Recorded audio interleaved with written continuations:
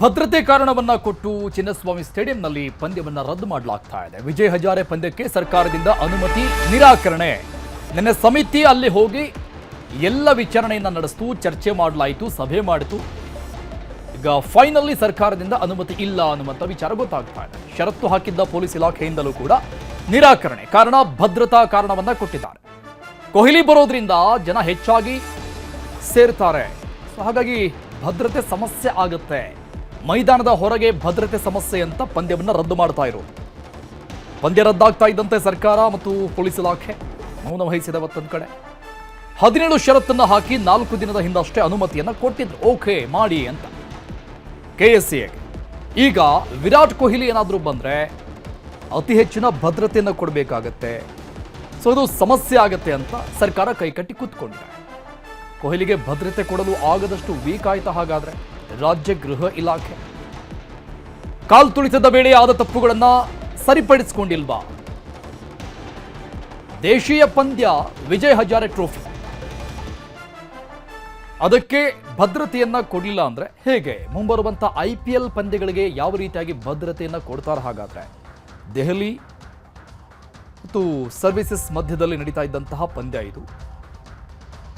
ಚಿನ್ನಸ್ವಾಮಿಯಲ್ಲಿ ದೆಹಲಿ ಮತ್ತು ಗುಜರಾತ್, ದೆಹಲಿ ಮತ್ತು ಸರ್ವಿಸಸ್ ಮಧ್ಯದಲ್ಲಿ ಈ ಒಂದು ಪಂದ್ಯ ಆಯೋಜನೆ ಆಗಿತ್ತು. ದೆಹಲಿ ಟೀಮ್ನಲ್ಲಿ ವಿರಾಟ್ ಕೊಹ್ಲಿ ಆಡ್ತಾ ಇತ್ತು.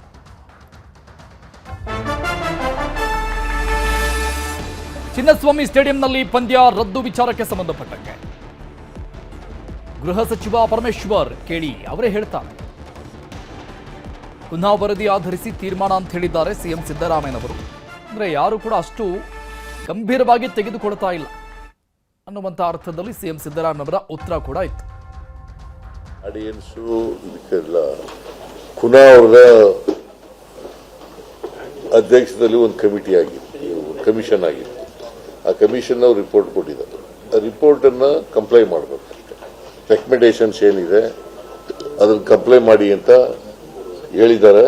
ಅದನ್ನು ಮಾಡ್ತಾರೆ, ಮಾಡಿದ್ರೆ ಕೊಡ್ತೀವಿ. ಸರ್, ಪ್ರೇಕ್ಷಕರಿಂದಲೇ ಕ್ರಿಕೆಟ್ ನಡೆಸಬೇಕು ಅನ್ನುವಂಥದ್ದನ್ನು KC ಅವರು ಕೇಳಿದ್ದಾರೆ ಅಂತ ಸರ್?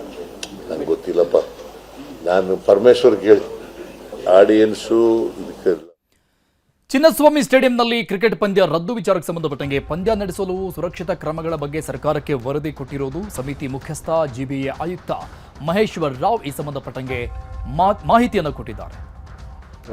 ಸರ್ಕಾರಕ್ಕೆ ನಾವು ರಿಪೋರ್ಟ್ ಕೊಡ್ತೀವಿ, ಅದರ ಆಧಾರದ ಮೇಲೆ ಅವರು ತೀರ್ಮಾನ ಮಾಡ್ತಾರೆ. ಮಾತ್ರ ಇದರ ಬಗ್ಗೆ ಈಗ ನಾವು ವರದಿ ಕೊಡ್ತೀವಿ.